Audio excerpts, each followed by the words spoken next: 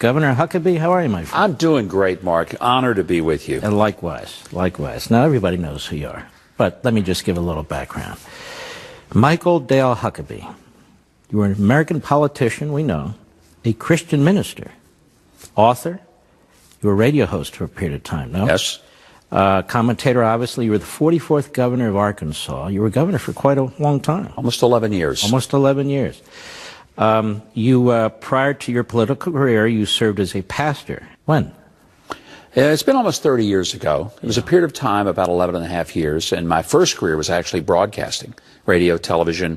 I ran an ad agency, and then it's kind of a long story, but the short version is I ended up being a pastor, which was a wonderful part of my life because it was a school. It was graduate school in humanity. Because when you're a pastor, you see every social pathology that exists in our culture up close and personal, and every single issue that is faced by the people of our nation, you can put a name and a face on it because you're dealing with people from birth to death, the best and the worst moments of their lives, and you have a perspective of everything from poverty to the challenges of health care. There's nothing you don't see.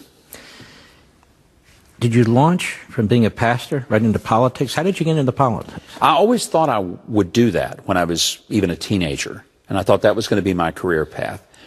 And even when I was doing communications and radio and advertising, I thought one day I'm going to run for office. But I need a career first. I need to experience life before I try to shape it for other people.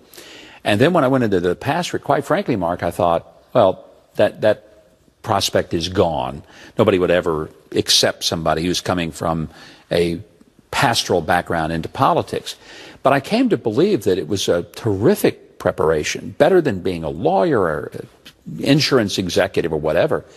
And so, a long, thoughtful process, and I said, let's do it. That was back in 1991. My first race was for the U.S. Senate. I lost.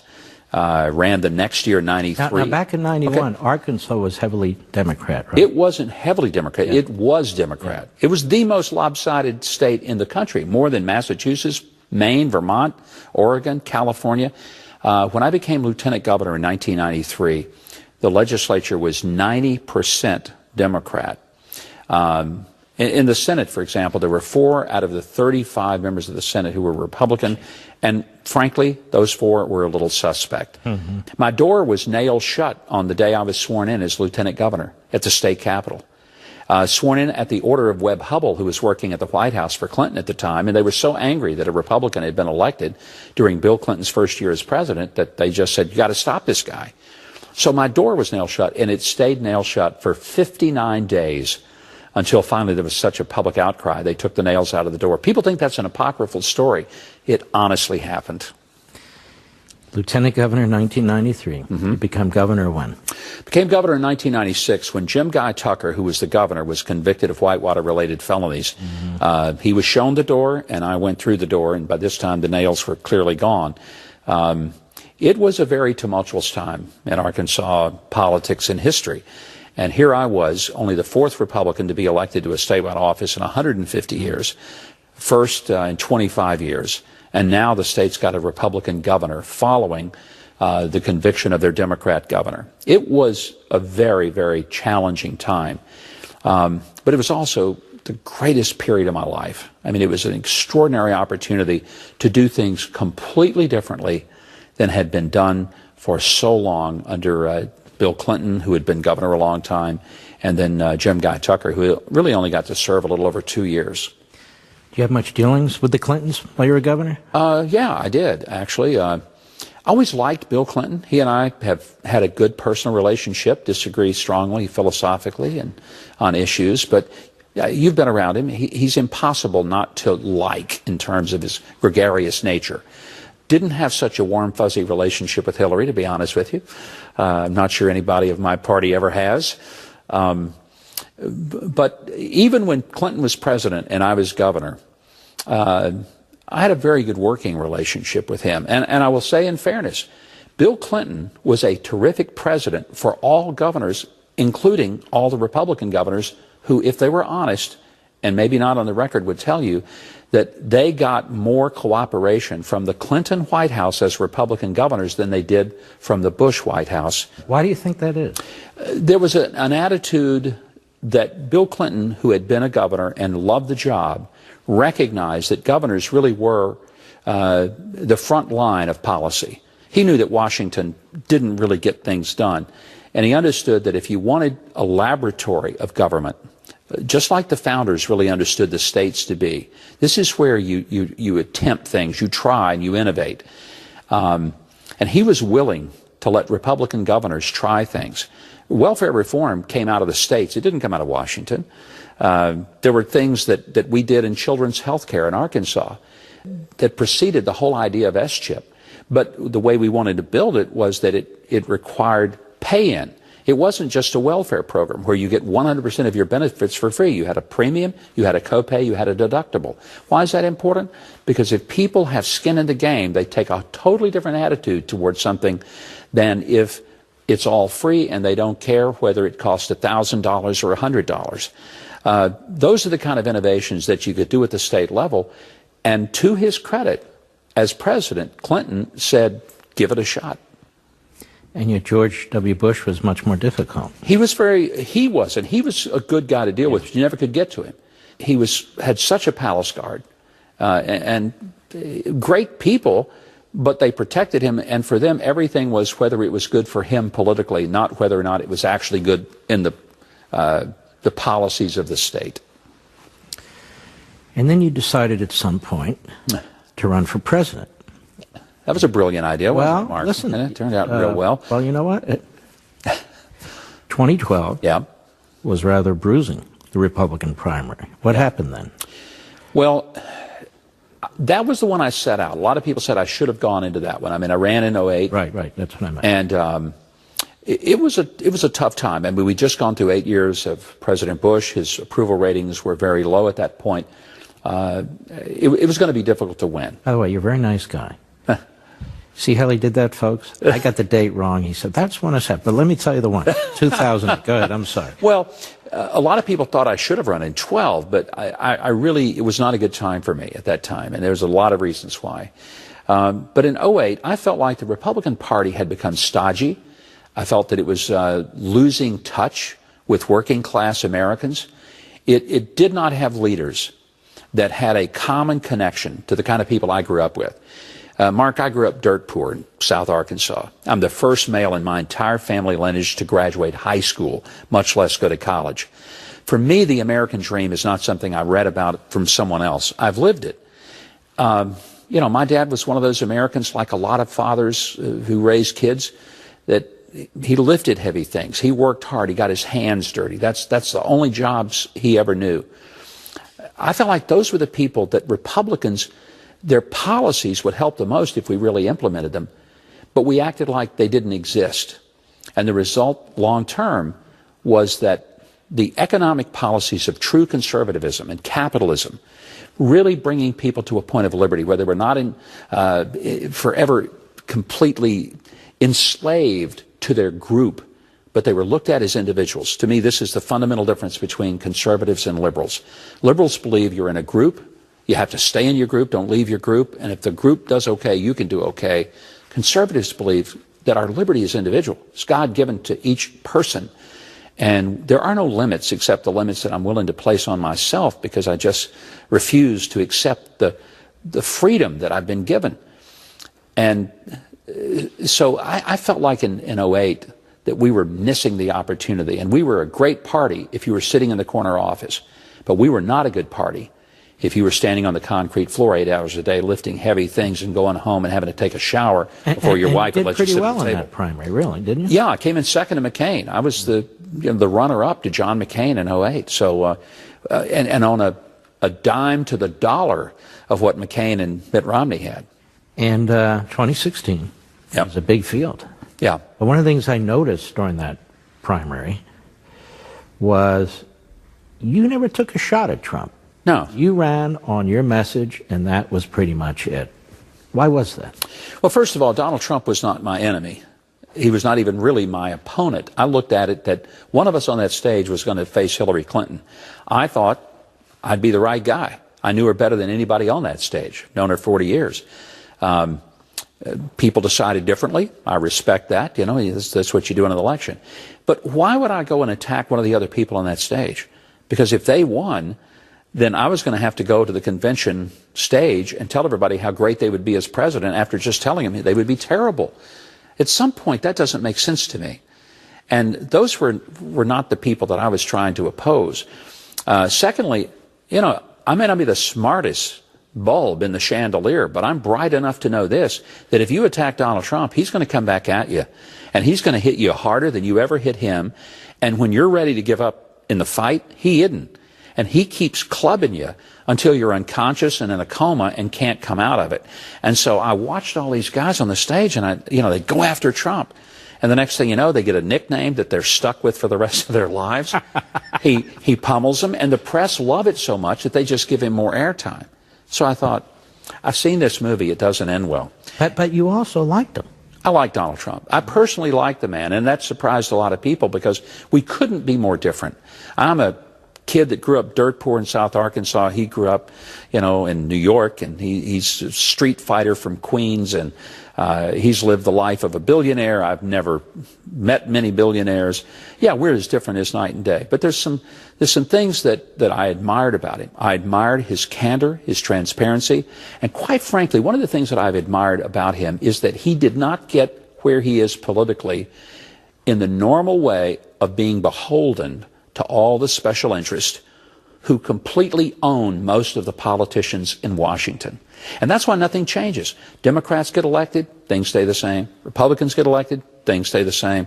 Because the same people who are throwing dollar bills at the Democrats are throwing dollar bills at the Republicans and the Democrats alike, and they get the same policies over and over. Trump has upset this whole, this cabaret, if you will, and has changed the tunes so dramatically. And that's why I really believe he's the right man for the right time. And we'll get into this more extensively, but it's for these reasons, isn't it, that he's under attack? Because he's not one of the crowd, because he is a true outsider, because he doesn't need their money, he doesn't need their lobbyists, he doesn't need any of the infrastructure of the establishment.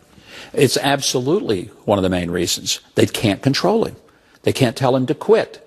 They can't tell him what to say, when to say it, how to say it, where to say it. And look, there are times when Donald Trump says some intemperate things, sometimes that I just go, oh, that's going to be a problem. Or times when he may step on his own good news. I get that.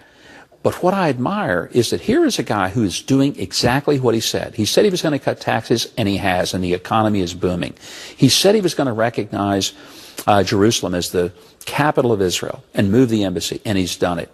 He said he was going to be tough with NATO and tell them that either pay up or we bug out, and he's done it, and they're doing it. I look at what he's getting done, and I'm far more impressed with what he's getting done than I am bothered by anything he tweets or says. Governor Mike Huckabee, you brought up the president and his promise to recognize Jerusalem as the capital of Israel and to move the embassy. Past presidents have said that. They've not done it. It's actually the law. It was passed in 1996, but they could waive it every 6 months. This president said enough is enough. You're very popular in Israel, and it's well known in the United States that your support for Israel is considerable. Why is that? My first trip there was in 1973 when I was 17 years old. I fell in love with Israel as a teenager, and I've been taking groups of people since 1981. I've seen this country come alive in a way that I can only imagine the frontier days of America. Biblically, I could say it this way: the dry bones have come alive, and the desert is blooming. And literally places that I saw as abject desert now are lush with vegetation that exports fruits and vegetables across the world.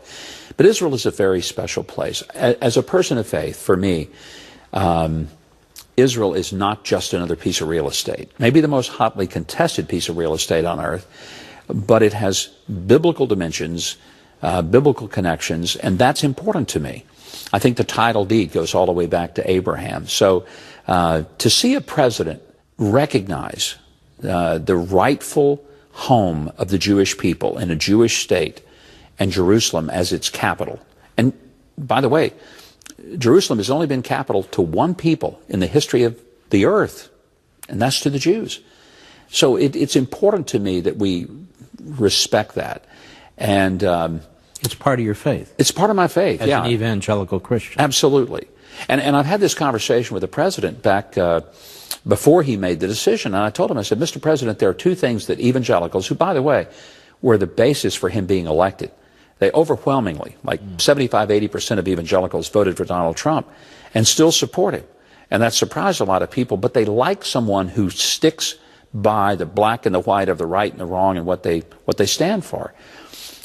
So Donald Trump and I had this conversation, and I said to him, Mr. President, there are two things evangelicals consider non-negotiable: the sanctity of human life, and the second thing is unwavering commitment to the sovereignty of Israel as a Jewish state. And he kind of was surprised by that. And I said, but Mr. President, we're people of the book, and we believe that if God has made a promise, he's going to keep it. And one of the promises is the nations that bless Israel will be blessed, and those who curse Israel will be cursed. And I just believe that when Donald Trump made this decision, and he was under so much pressure not to do it, Mark, and you know that, you know this very well, pressure from within the country, pressure from all over the world and world leaders.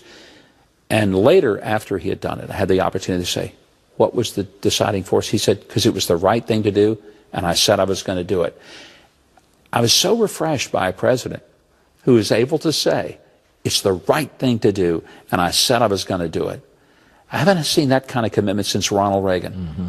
And I think a lot of people support Donald Trump because of it. No matter what his critics say, you can't take that from him. Speaking of his critics, they're getting more and more out there. Yeah. Crazier by the day. We're about the same age. I would read George Will's columns religiously. Mm-hmm. Great thinker, great columnist. But I don't read them anymore unless somebody hands them to me. This sad, embarrassing wreck of a man, Washington Post, George Will. It starts out, first three words, America's child president. And I stopped there.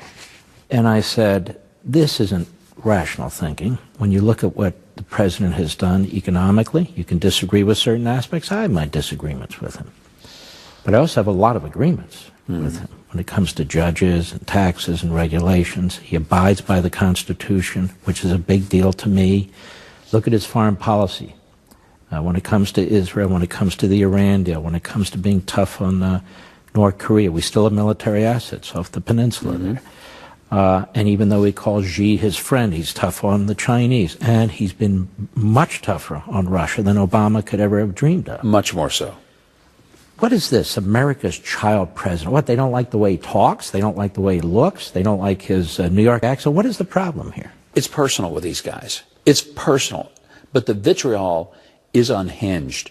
It has no rational, no normal kind of basis. It's just that they cannot accept that Donald Trump won the presidency in November 16. I try to say to folks, look, I ought to be more bitter than you. I was one of those guys who put my life on the line for this. But I tell everybody, Donald Trump was not my first choice for president. I was my first choice for president. But he was my second choice. Right. And I unabashedly say that. And I'm proud to support him. And part of what I admire is that there is this sort of bull in the china shop, torpedoes, full speed ahead, torpedoes be damned, let's go. I like that. I like it that we have a president who has instincts and he follows them, and he's not dissuaded by people who are always putting some strings on him and telling him who he's going to upset.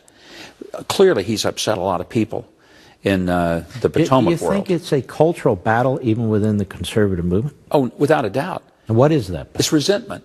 It's resentment. There are a lot of people, and I don't think they even see this, but their world is about getting invited to the nice cocktail parties in Georgetown. Their world is about being part of the swells. But they live in the bubbles. And I say there's three big bubbles in America: New York, Washington, Hollywood. Maybe a fourth one, Silicon Valley. People living in those bubbles don't know the rest of America. They think they do, but they don't. They resent the rest of America. They think they're better than the rest of America. We're the basket of deplorables. We're the people who are the great unwashed. But Donald Trump understands that those great unwashed people like me, who grew up more comfortable working in the kitchen than sitting at a head table, that we're the people that actually gave this country its strength, its roots, and raised the kids that went to war and won battles. And I don't think they get that. But there's an anger and a resentment, and it's personal. It's not political. It's one thing to argue with Donald Trump about his maybe his style, even argue with him certainly about policies that you disagree with. But when you have people on major networks that say that anyone who supports Trump is a Nazi, like the nutcase Donnie Deutsch said. NBC on Scarborough Show. Scarborough said that anyone who supported them was a racist. Now, that's unhinged, Mark. Yeah, that's unhinged.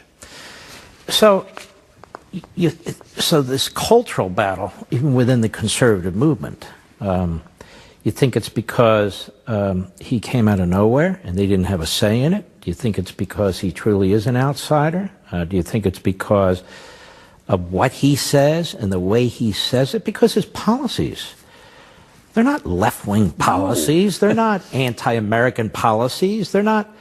And many of his policies actually are Reagan-esque. Not all, but many. And some of these people who backed Reagan or backed Bush and so forth and so on, they are over the top hostile to Trump. They don't own him. They don't control him. They don't get to pick up the phone, call him, and say, got a favor, and don't forget, I gave you the money to get you elected. He doesn't owe them anything. And I truly believe that one of the strengths of his presidency is that he can tell them all to go to the devil, and there's not really a whole lot they can do about it. I don't know who the most famous Huckabee is right now. You or your daughter? I think it's my daughter. It's your daughter. Yeah. And Sarah Huckabee Sanders. Yeah. And she's become somewhat of a very popular figure within the conservative movement and the Republican Party because she stands up there every day and deals with these reporters, particularly from CNN, Jim Acosta and so forth, but also the Washington Correspondents' Dinner, which was really quite awful. Her experience at a restaurant in rural Virginia and other members of your family and so forth. First of all, tell us a little bit about your daughter and tell us what she confronts in her daily life as her father. Well, first of all, I tell people we finally got a Huckabee in the White House. It just wasn't the one I thought it was going to be. I'm very proud of Sarah. I'm proud of all my children, but Sarah obviously is the one that now is more famous, more popular, and more beloved, and rightfully so. She's a tough kid. I like to say the force is strong in this one. But this is a young lady who grew up in a political household. When most kids were jumping rope, she was sitting around the kitchen table listening to Dick Morris do crosstabs of polls.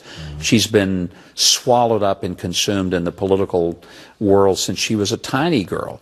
And as a result, there's not anything she sees that is a shock to her. She's been there, done that.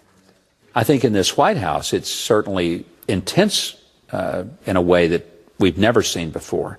But she's got a very calm demeanor, and I think that's what people admire. Whether it's sitting at the Correspondents' Dinner and have someone just intentionally try to destroy her, she maintained dignity and grace, or whether it's at that podium every day where people try to accuse her of all sorts of things and try to take her podium away from her. She never lets that happen. But she does it in a calm way, doesn't escalate the tension, but she knows how to just say, we're not going there. As her father and your wife, as her mother, it must give you great pains to watch this.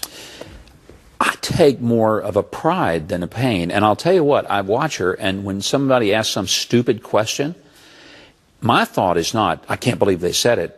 I'm sitting back saying, you're about to get your rear handed to you. You just don't know it. And sure enough, that's what typically happens.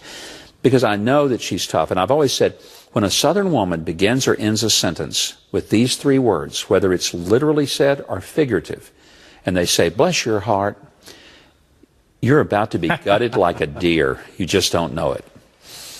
Thanksgiving dinner. What's that like, Thanksgiving at the Huckabee household? You know, it's surprisingly chaotic because we have 6 grandchildren, 3 of hers and 3 that are one of my other sons. I have 2 other sons. And we may talk politics a little bit, but it's really more family. We're a very close-knit family. Our kids grandkids all love each other and play together, and we have a good time. We grew up as a family, very tight-knit, went through tough times, and I think it made us strong. And so while there's enough politics that people would expect, it's not that everything is a political discussion when our family is together. So she interacts with the media. Obviously, Yeah. That's her job, dealing with the media. It's my observation that the level of reporting has really been degraded. It's difficult to tell reporters from commentators. It's difficult to tell reporters from Hollywood actors a lot of the time. That doesn't really serve the American people, does it? Well, journalism ought to be something that is done agnostically, that you don't know what a reporter thinks. If a reporter puts himself or herself into the story, that's no longer journalism. That's commentary. That's editorialism. And most of what we see, 90% of it, has a tinge of being editorial content. I tell people all the time, what I do, whether it's on TV or anywhere else, it's not journalism. I don't even play a journalist on television. But a lot of these people think they're journalists, and they're not. When you use a Twitter account and you put your point of view into it, you've stepped across the line from journalism into advocacy. And the problem we have is that journalism has become a lost art. And when the president says, we got a lot of fake news, they get all up on their high horse and they take umbrage to it. What they should do is evaluate what they're saying, what they're writing, and ask themselves, am I a real journalist? Because a real journalist just presents the facts, lets the reader or the listener make the determination what those facts should mean. And what about so-called news outlets that have guests who throw the word Hitler around, like they're throwing around the word "the" in describing the president as any president or their policies? This president, nor any other president, has ever marched millions of people to a cold-blooded murder. I think it is an insult to the 6 million Jews and to the 11 million victims of the Holocaust to ever suggest that an American president could be compared to a Hitler. And I wonder, where is the liberal Jewish community that ought to be outraged that there is a minimalization of the Holocaust by making this comparison? It's insulting. It's insulting to the people who were murdered in the Holocaust. And it's insulting, too, to those of us who believe that politics is something about which you can be passionate, but you shouldn't be stupid. And some of these people have just become stupid in pulling out analogies that are beyond the pale. As a Jew, I couldn't agree with you more.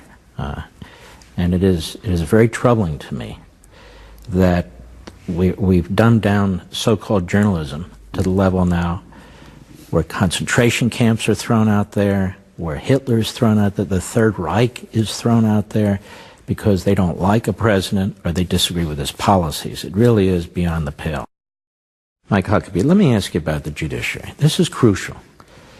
I would argue, and I've written about this, that the Supreme Court, the judiciary generally, acts outside, in many cases, of its constitutional boundaries. The Supreme Court is supposed to be independent. It's not supposed to be supreme of all the branches of government. So we've reached the point, we don't need to get into how we got here, but here we are, where the court is enormously powerful, where one justice can decide what is or is not a fundamental right, which is kind of bizarre if you think about it. And so we have this battle brewing over the Supreme Court.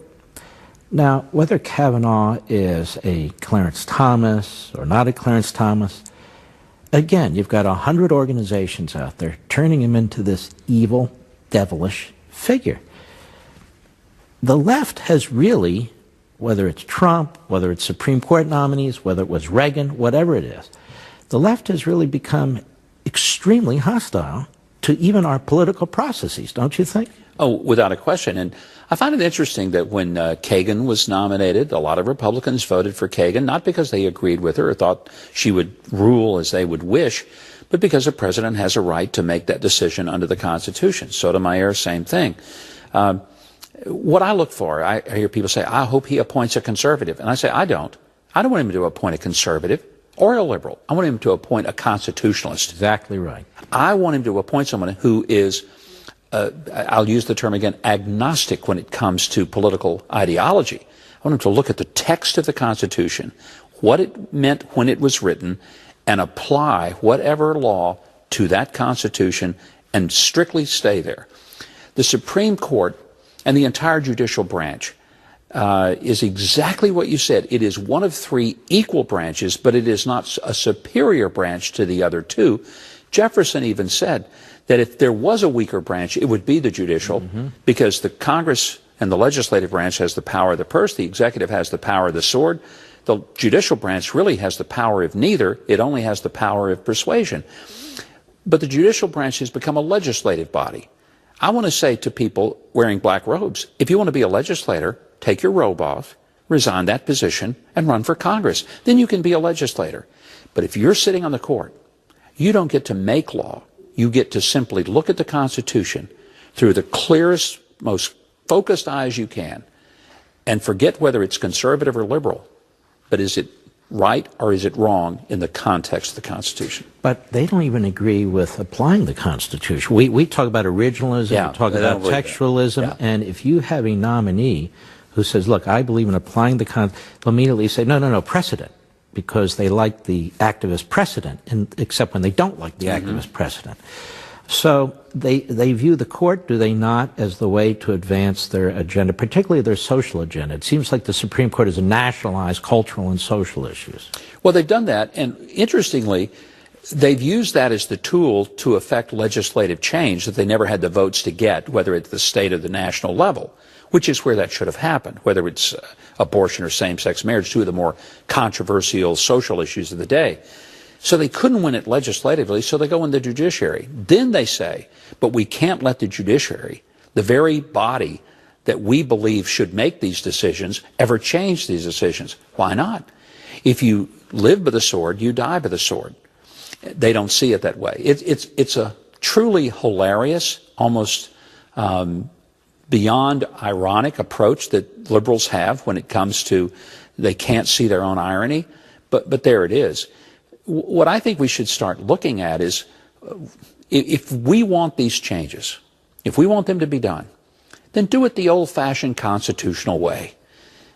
Sell the public on it. Get the votes in Congress or your state legislature. Get it passed. Get an executive branch who will sign it and carry it out. Let a court decide that it is in keeping with the Constitution that we live under. Now you've gotten your agenda. Or how about this? If you think your position is so popular throughout the nation, why don't you try amending the Constitution the legitimate way rather than through judicial fiat? We talked about amending the Constitution, the old-fashioned way. There's two old-fashioned ways, really. There's a Convention of States, Article 5, which basically says that the state legislatures, rather than Congress, can propose to have a meeting, a convention, not a constitutional convention, a meeting.